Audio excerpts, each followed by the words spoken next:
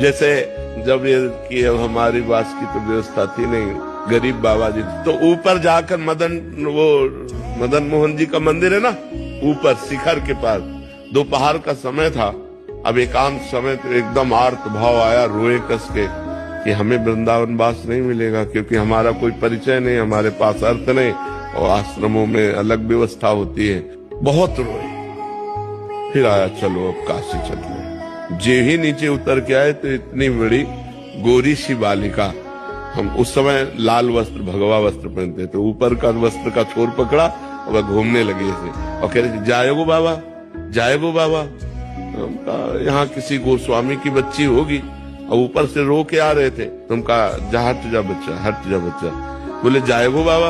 और हम उस समय ये समझ ही नहीं पा रहे कि ऊपर हम बात करके आ रहे हैं प्रभु से, और इधर हमसे प्रश्न किया जा रहा है, और ऐसे चल दिए।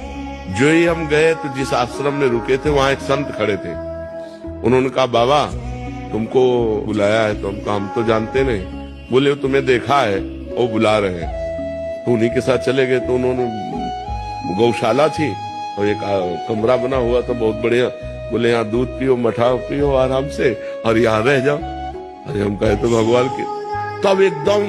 तब हमें एकदम वापस ध्यान आया कि वो जाएगो बाबा। हम कहे तो श्री जी थी, भागे वहां, दौड़ के गए, आसपास पूछा, वहां कोई गोस्वामी कर ले रहता, वहां तो सब संत जन रहते।